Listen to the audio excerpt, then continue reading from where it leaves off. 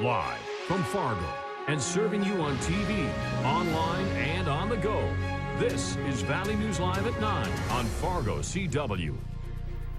This is the scene outside right now tonight, but maybe tomorrow things might look a little bit different. Good evening and thank you so much for joining us. Are you prepared for the first winter storm of the season? Well, ready or not, it's coming. The question though is how much snow can we expect? Let's head right over to meteorologist Robert Hahn for what we can expect starting tomorrow. Yeah, a couple of questions. Who's going to get the snow? How much snow are we going to get? When does it start? When does it end? We'll answer all those questions as best we can right now. Taking a live look outside. You just saw it, a live look outside on the Corwinauto.com Valley Sky Cam. It's looking nice out there.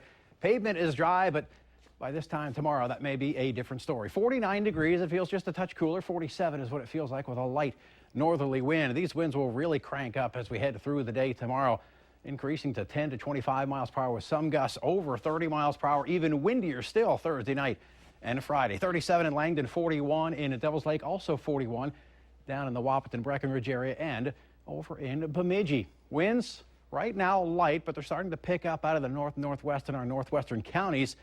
And again, we'll see an increase in those winds as we head through the overnight hours tonight and becoming strong and gusty as we head through the day tomorrow. A lot of cloud cover out there, and we're going to see a lot of clouds as we head through the next 36 to 48 hours, and some of those clouds will produce some significant snows over parts of the area. Are seeing a few echoes, but that not reaching the ground as we zoom on out to the northern plains. Most of the northern plains quiet, but off to the west, that storm is still gathering strength out in the Rockies, and it'll wind on up and then move off towards the east and northeast. The exact track still in question, but we'll give our best estimate as to what's going to happen as we head through the overnight hours tonight. Again, mostly cloudy skies out there, and we'll continue to see lots of cloud cover. It will thicken and lower as we head through time tomorrow. By tomorrow morning, temperatures in the low, mid, and upper 30s across the region, and those winds really increasing out of the north, bringing in some colder air. Now, as we head through time tomorrow, this particular model has changed just a bit. It has shifted things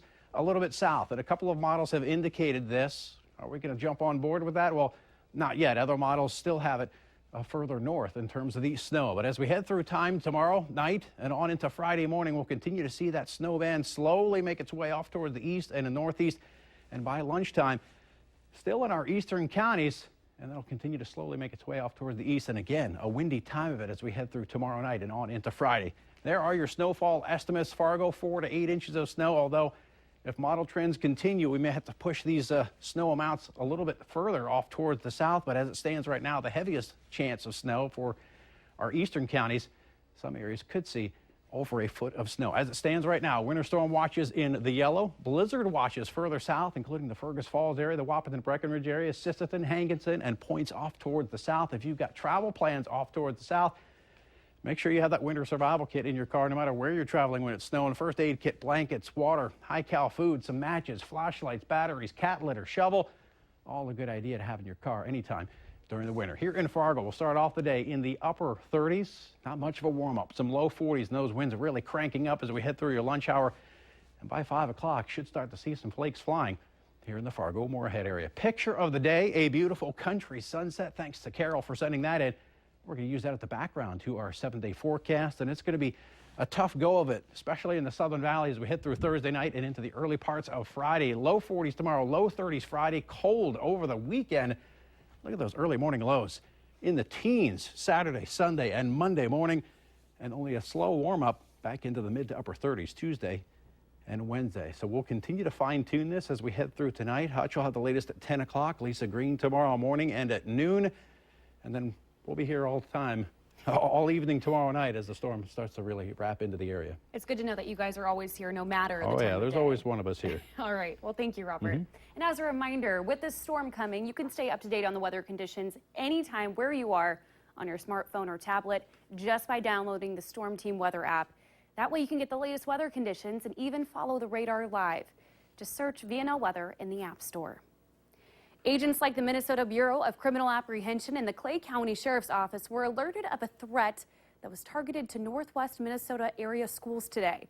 The threat put several schools in lockdown, those including Detroit Lakes, Perham, and New York Mills, just to name a few. Students were left wondering what was going on, while many parents opted to take their children out of school early. Valley News Team's Natalie Parsons explains why it's better to be safe than sorry. The sun is setting on a day ending safe and sound. But earlier, parents were notified the Detroit Lake School District issued a code yellow. They had received a threat, and they were following protocol to make sure all students and staff were safe. Whether it was a voicemail, text message, or email, the district said they were on lockdown.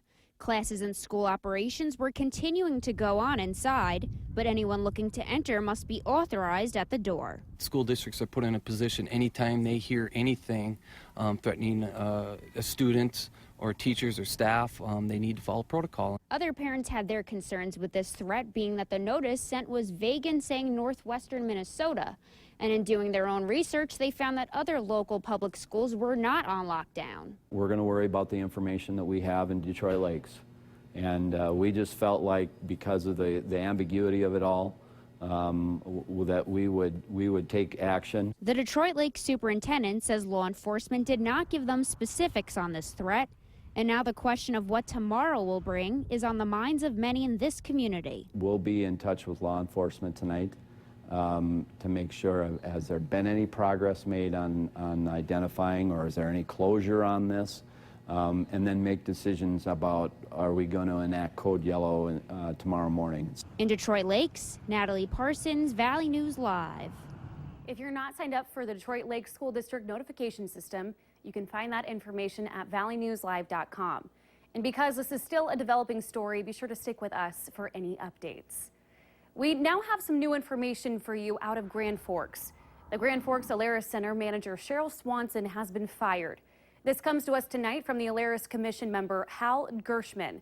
Here is a picture of Swanson. Alerus Center employees say they were not happy with their managers and then filed complaints. An independent law firm investigated complaints of a hostile work environment and a very high turnover rate among employees. Alerus Center assistant manager, pictured on the right, Bob LeBaron, was fired earlier this week. Now, the fate of transportation director Dale Bergman's job also hangs in limbo. This after the city received complaints about his job performance. Earlier today, an arrest warrant was issued for a man accused of breaking into more than a dozen businesses, stealing items and then pawning them off. David William Anderson has been charged in Cass County Court for dealing in stolen property. Anderson is accused of burglarizing 17 area businesses. Court documents show the crimes may span over 3 years. For more information about this investigation, just head over to valleynewslive.com and click on this story. A now deleted Craigslist posting sent to us by a viewer advertised that people would get paid to protest the Dakota Access Pipeline. Here's the post in full, titled "Paid Protesters, #NoDAPL." The person behind the post saying they've quit their job, cashed in their 401k, and they'll give you $1,000 to quit your job and join them full-time protesting. They wanted to organize people to gather Friday night at the West Acres Mall. Mall officials are saying it's private property, and they're not going to allow it. No, it's definitely one way to do it. But I mean, if you're just getting paid $50 and you don't really actually believe in it, you're just there for the money, then, you know, it kind of defeats the purpose, I think. President-elect Donald Trump continues to call those demonstrating against his administration professional protesters too. The North Dakota State Board of Higher Education put President Dean Brashani's contract extension on hold back in June. But today, the board voted that Brashani will lead NDSU until June 2018. That is, if he stays the duration of his contract. The board voted 7-1 to extend the president's contract, which is now in line with 10 other college presidents all across the state. Board Chair Kathleen Naisette said Brashani has made considerable improvements in the past, those several months, and benchmarks for the group that set out for him, including teamwork, communication, IT, and research. Former NDSU football coach Don Morton was the only one to vote no, and he declined a request for comment. The holidays are a time to be thankful for what we have and to remember those who are less fortunate than us. Children at the Lutheran Church of the Good Shepherd in Moorhead made blessing bags to donate to homeless people. Valley News Team's Giovanna Simic tells us how the bags are teaching the children a very valuable lesson. Children at the Lutheran Church of the Good Shepherd are helping the homeless one bag at a time. There are hundreds of people who are homeless in the Fargo-Moorhead area, and we want to do something to help them out. Hats, hand warmers, and snacks were stuffed into blessing bags. Lots of items that hopefully they can use, especially as the weather turns colder. The project gives kids a chance to learn about the homeless problem, all while spreading kindness to those less fortunate. We should all deserve to be treated fairly. Each family from the church gets a bag to keep in their car and hand out to anyone they believe needs it. It's a good thing, and it helps out a lot of people who are less fortunate. Let them know that we're caring for them and we're thinking of them. Make them have a little bit more fun or be healthier. And a great way to spread holiday cheer. This is a tangible way that they can to see the needs and to reach out, and especially at Thanksgiving and around the holidays, it's important for us to remember that we are blessed and we could be a blessing for others. Because that is what the holidays are all about. In Moorhead, Giovanna Simic, Valley News Live. The church hopes to hand out 400 bags. So if you're interested in making a donation, the Lutheran Church of the Good Shepherd is always taking donations. And many are starting to make lists for what to buy for loved ones, when some parents have turned to registering for Christmas gifts. Many retailers like Toys R Us, Kohl's, and Target allow shoppers to make wish lists. Amazon has had the feature for a while, but some say although it makes shopping easier, it does take the tradition out of the holiday. I would rather have the surprise of my relatives getting Sally something and not me knowing about it either. I think it makes it easier. I mean, I guess it might take away the surprise for me, but I feel like the kids are still obviously surprised because they don't really know exactly what they want. So I think it's a good way to kind of make everybody's shopping easier. Just like wedding and baby registries, some of the wish lists show what's been purchased. That way you don't get duplicates. And shoppers are getting a special head start to the sales of this season. The annual It's a Wonderful Night at West Acres is this Sunday. Tickets are $5. That will get you in the door for the extended hours and a chance for door prizes. All proceeds go to nearly 60 charities in the area. The event again is this Sunday from 6 to 9 p.m. And remember to like Valley News Live on Facebook so you can follow the latest news, weather, and breaking news updates anytime on your feed. Just search Valley News Live, like our page, and you'll stay informed throughout the entire day. Still ahead tonight, students all across the United States have marched out of school to protest President-elect Donald Trump. More on those protests when we come back.